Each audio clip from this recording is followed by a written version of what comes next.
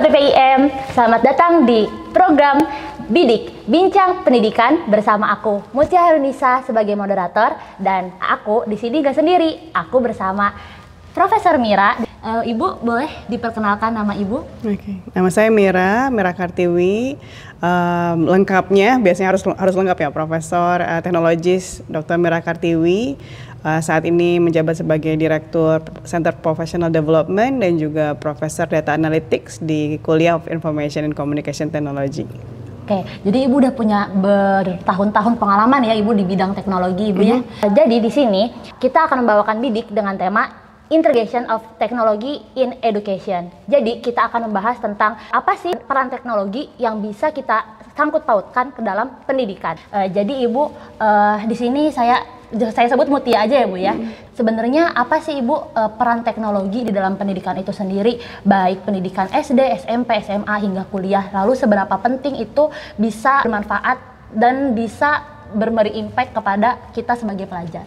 Oke, teknologi itu penting ya dalam konteks bahwa ketika kita belajar itu kan perlu alat gitu ya. Jadi harus diingat di sini bahwa ketika kita melakukan teaching and learning ada satu elemen yang sangat diperlukan yaitu tools, the right tools atau alat yang sangat menunjang, dan teknologi bisa menjadi salah satu alatnya gitu.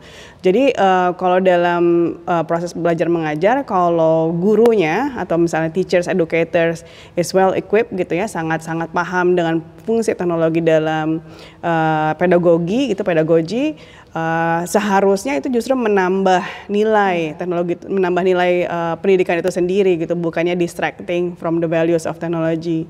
Cuman sayangnya sekarang mungkin tantangannya karena teknologi itu cepat, jadi seringkali kita suka outpace gitu ya, maksudnya seringkali ketinggalan karena mana dulu nih yang harus dikuasai gitu, karena mungkin pengalaman menggunakan teknologi yang kurang dan juga pendekatan pedagogi juga yang masih kurang, jadi akhirnya sering nggak align gitu, sering nggak selaras, sehingga seakan teknologi itu malah mengganggu proses belajar mengajar. Seharusnya justru tidak. Ada sebutan fools with the right tools still a fool. Jadi kalau misalnya orang yang nggak ngerti toolsnya bagus juga still a fool. Tapi kalau misalnya if you are smart using the tools, then it can give a proper meanings to the right use. Jadi sebenarnya teknologi sendiri Ibu dalam bidang pendidikan itu bisa menjadi senjata atau bisa menjadi senjata untuk kawan ataupun lawan gitu, seperti itu ya Bu ya. Asalkan baik tenaga pendidikan ataupun kita sendiri sebagai orang yang dididik itu bisa memanfaatkannya secara baik gitu Ibu. Oke, tapi kalau menurut Ibu bagaimana sih Ibu teknologi itu sendiri? Tadi kan kita bilang ya bisa menjadi teman atau bisa menjadi lawan gitu istilahnya Ibu ya. Bagaimana sih Ibu cara untuk kita sebagai orang-orang yang dididik ini meningkatkan prestasi akademik kita, khususnya misal saya sebagai mahasiswa ingin mendapatkan GPA 4 gitu Ibu. Ada gak sih Ibu kayak tips dan trik itu sendiri gitu? Oke. Sebetulnya kan apalagi sekarang di era AI ya, banyak sekali tools yang bisa dimanfaatkan untuk untuk menambah ya sekarang di era generatif AI itu banyak sekali tools yang bisa dimanfaatkan untuk menambah ilmu ya. Cuman masalahnya di sini juga diperlukan adanya penguasaan domain gitu ya, misalnya karena generatif AI itu nature-nya tuh dia kan hanya summarize dari banyak resources. So ada kemungkinan istilahnya tuh nanti misalnya kita pakai ChatGPT lah contohnya ya. Nanti dia kontennya tuh nggak sesuai gitu, atau misalnya kontennya bukan hanya nggak sesuai tapi salah gitu. Jadi kalau misalnya kita nggak punya domain expert, kita nggak punya ilmunya di domain itu, nanti malah jadi salah. Nah tapi kalau misalnya adik-adik pakai untuk istilahnya untuk basic, menggali informasi yang masih basic gitu ya. Misal dibanding Google kan banyak list of references-nya gitu ya. Nah, ini mungkin saatnya leverage on ChatGPT. Misalnya di situ nanti bisa dapat yang lebih summarize, but then you have to refer back to the right resources lah supaya nanti bisa triangulate betul nggak informasi yang didapat itu adalah informasi yang akurat. Betul. Jadi sebenarnya si pendidik itu sendiri, si orang yang dididik itu sendiri harus cross check seperti itu ya Bu ya. Dari segala informasi-informasi yang kita dapat dari AI atau apalagi kalau sekarang kan kita hidup di dunia teknologi yang dimana ada sosial media gitu Bu ya. Informasi pasti luas sekali. Jadi kita sebagai orang dididik harus bisa cross check, jangan sampai informasi yang kita tahu ini salah atau kita menelan mentah-mentah. Lebih ke mengolah itu supaya informasi yang kita dapatkan itu tidak salah gitu Bu ya. Justru tadi Mutia sebutkan mengolah itu, kemampuan mengolah itu adalah justru salah satu yang bisa kita dapatkan dari menggunakan teknologi itu sendiri gitu ya. Kalau misalnya kita hanya sekedar mengumpulkan tapi nggak mampu mengolah, itu justru malah jadi bumerang efek ya. Kita tahu tapi nggak bisa manfaatin. Nah ini, this is the purpose of all this technology gitu. Maksudnya you get all the information, tapi bisa nggak sih gitu melihat atau menilai atau mengakses bahwa informasi yang kita dapatkan ini punya nilai dan nilainya sesuai gitu dengan apa yang kita perlukan. Atau misalnya kita kerja di beberapa sektor itu mungkin malah lebih sensitif dengan nilai informasi ya.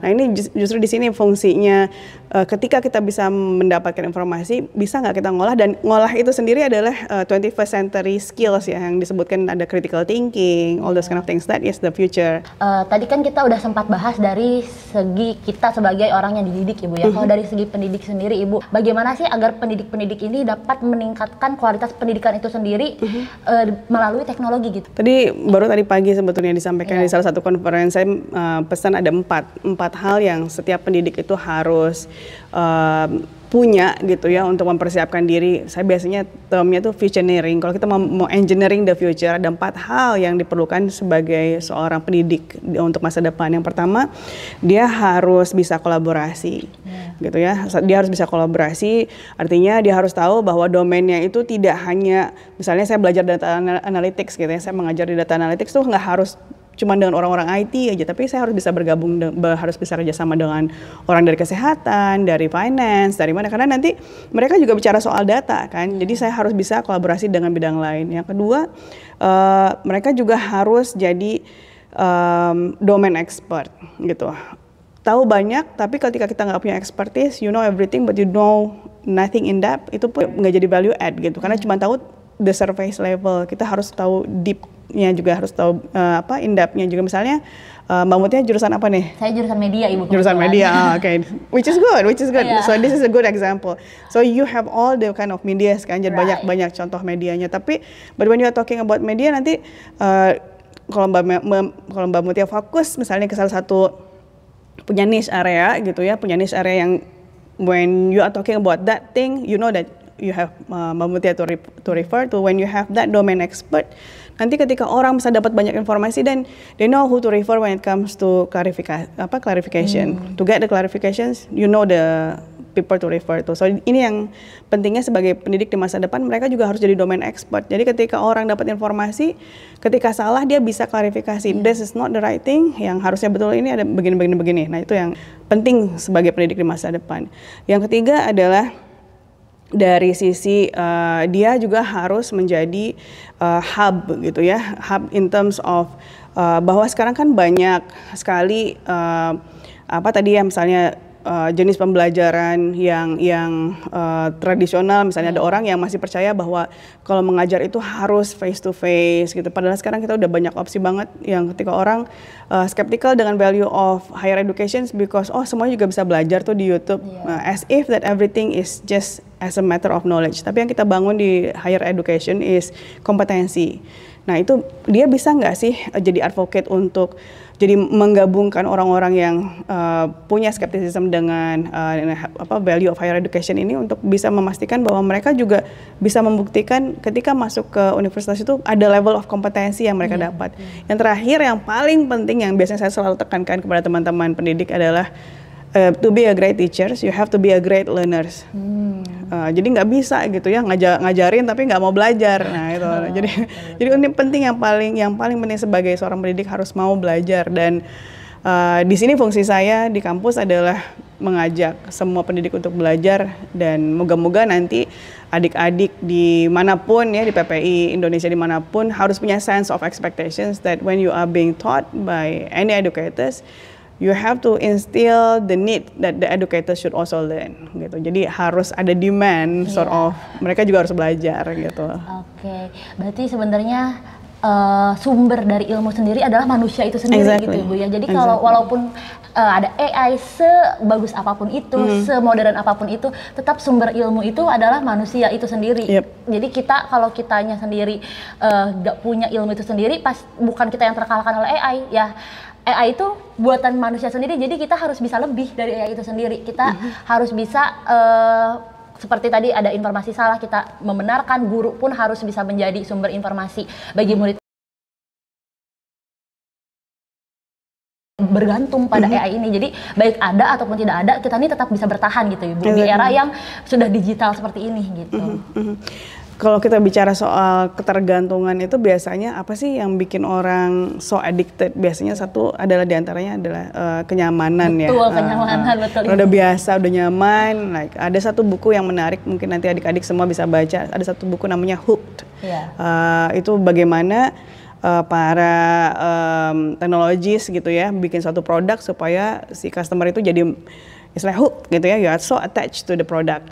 So salah satu strateginya adalah memang bikin kita nyaman, jadi dibikin ada unconscious needs bahwa nanti tuh kalau nggak ada dengan itu tuh kita nggak bisa ngapa-ngapain gitu. Contohnya mungkin ya, contohnya tanpa handphone nih, kalau misalnya saya yakin gitu ya, semuanya kita kalau misalnya ketinggalan handphone pasti mendingan balik lagi gitu ya, panik balik lagi gitu. Nah itu karena mungkin that's the notions of hook gitu ya. Satu yang kita harus bawa ke level alam sadar kita bahwa ketika kita punya banyak alam bawah sadar yang so hooked into teknologi, mungkin harus dibuat satu assessment secara sadar gitu, bisakah kita survive without all these gadgets. For example, cari informasi tanpa ChatGPT bisa nggak? Masih ada nggak sih kemampuan kita untuk mengolah informasi dengan traditional search engine? Masih punya nggak kemampuan untuk menganalisa dan mengolah informasi dengan sistem yang tradisional? Kalau misalnya nggak ada, then probably we have been hooked, gitu ya. Nah ini yang harus dilatih sekarang adalah bagaimana mendidik supaya you know the boundaries. You still have the skill to fundamental skillnya harus ada. On the same time, you should be able to learn to use a more advanced tools. So basic skill harus punya gitu ya. Jadi istilahnya ya makanya tadi ya yang numerasi, contohnya numerasi skill. Walaupun udah ada kalkulator, bukan berarti kita nggak bisa menghitung. That's the thing. Jadi sebenarnya teknologi sendiri itu hanya alat, benar-benar alat ya Bu ya untuk it is tools. Jadi sebenarnya kita sendiri tuh harus, walaupun nggak ada alat itu, kita sendiri pun harus bisa gitu. Karena kalau kita bergantung sama alat, ketika alat itu nggak ada ya jadinya kita nanti akan bingung sendiri. Apalagi kan Ibu ya, kalau alat itu pasti ada keterbatasan juga gitu. Kalau manusianya sendiri nggak bisa, bagaimana kita bisa mendidik manusia-manusia kedepannya istilahnya gitu ya Bu ya. Oke, paham Ibu. Ini Ibu terakhir mungkin ada gak sih Ibu resiko, kan kita ini selalu menggunakan digital nih Bu ya, baik guru maupun murid, tapi ada gak sih Ibu risiko gangguan-gangguan privacy gitu Ibu, seperti cybercrime gitu yang mencuri data dan lain-lain, itu kan sebenarnya bahaya juga ya Bu ya. Apalagi kalau digunakan misalnya anak-anak kecil kan sekarang itu bisa menggunakan Facebook sendiri, Instagram sendiri dan lain-lain. Ada gak sih Ibu saran Ibu dari yang ahli teknologi Ibu untuk baik untuk guru ataupun murid supaya mereka ini lebih concern terhadap privacy mereka yang tersebar di dunia digital gitu Ibu? Pastinya untuk yang paling biasanya karena kebetulan saya juga aktivis di cyber parenting ya, yang biasanya saya ajarkan kepada para orang tua adalah memberikan pemahaman bahwa tidak semuanya harus di share ke sosial media gitu. Saya biasanya buat satu analogi, whatever you have in your wallet is still in your wallet, but once it goes to the cloud, you have no control. Jadi informasi apapun yang sudah masuk ke dalam sistem, we have no control.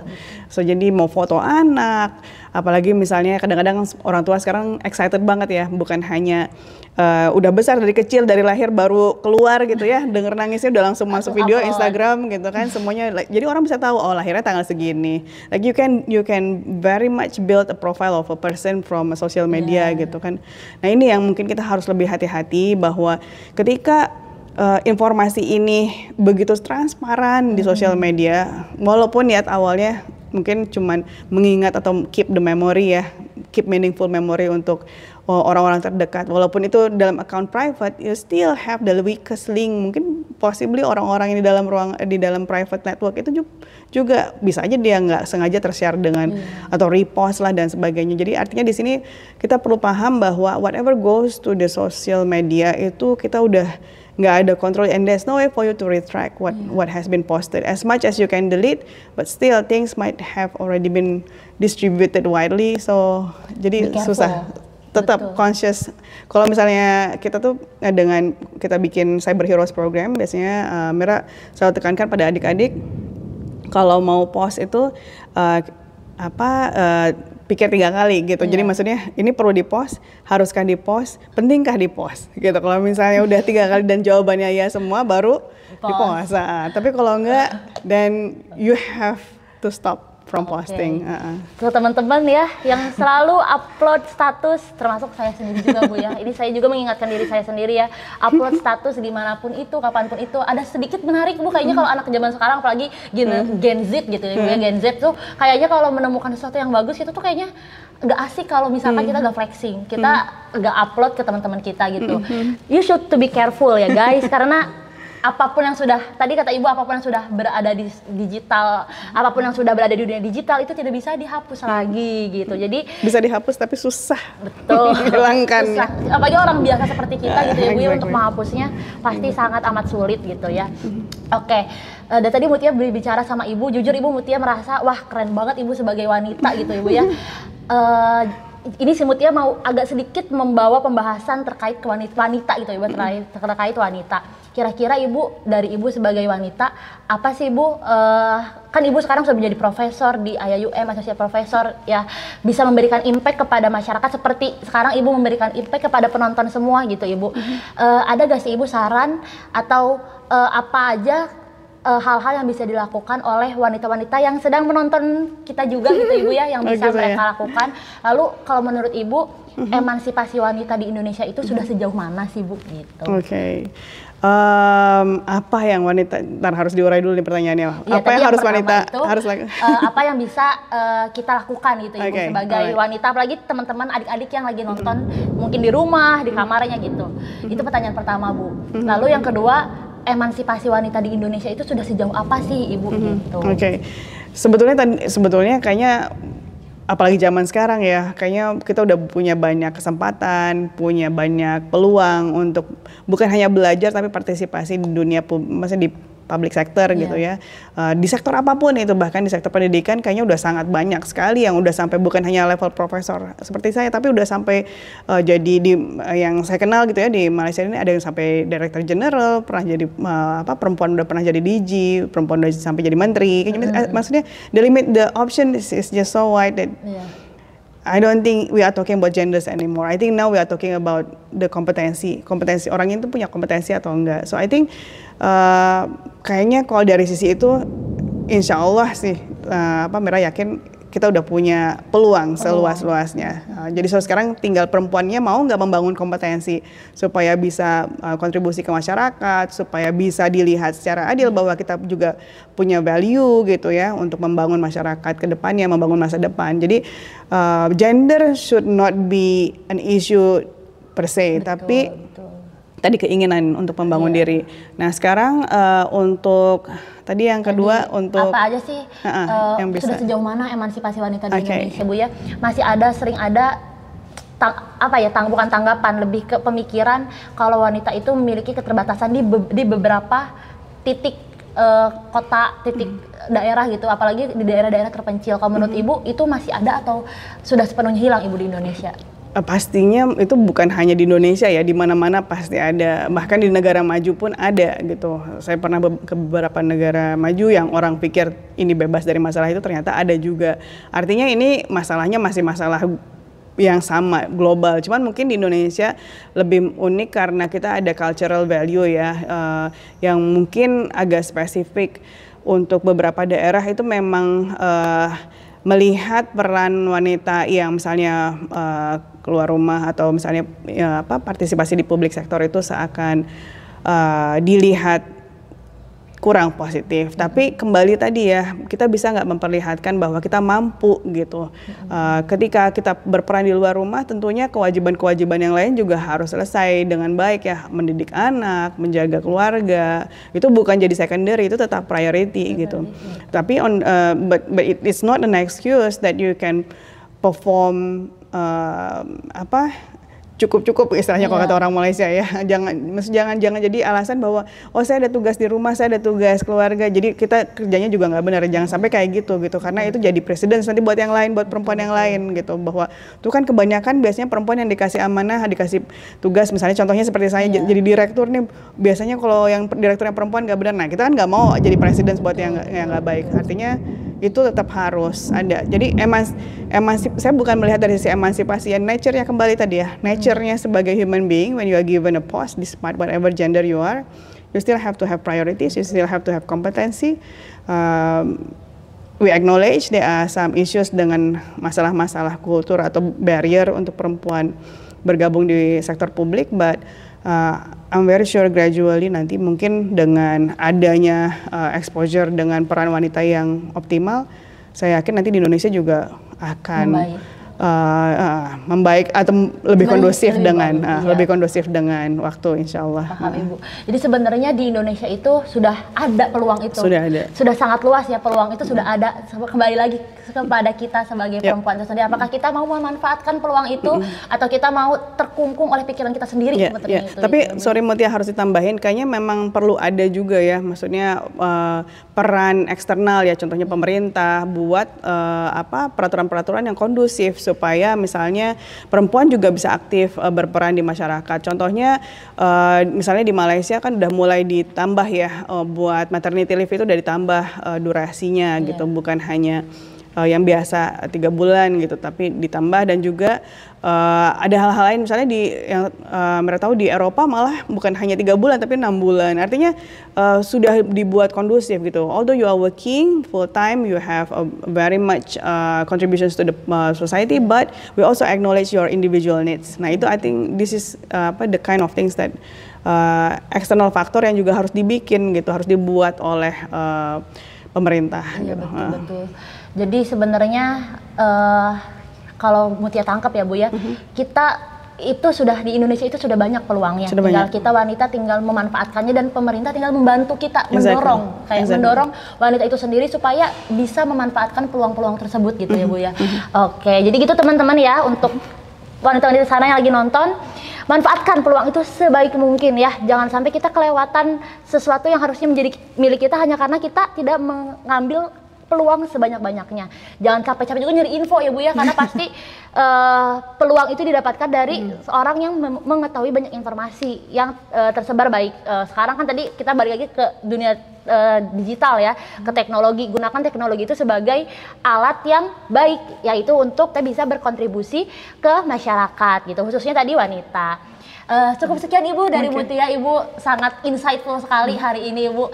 Sangat mendapat knowledge baru. Terus Mutia juga merasa seperti jargon kita, Ibu, bridging borders, kayak Mutia terbuka terbuka wawasannya setelah ini gitu, Ibu. Terima kasih Ibu atas waktunya. All the best buat teman-teman PPI dan adik-adik semua. Oke, cukup sekian teman-teman PPI. Saya Mutia Indonesia sebagai moderator dan ada Ibu Mira sebagai narasumber. Terima kasih Ibu. Sama-sama.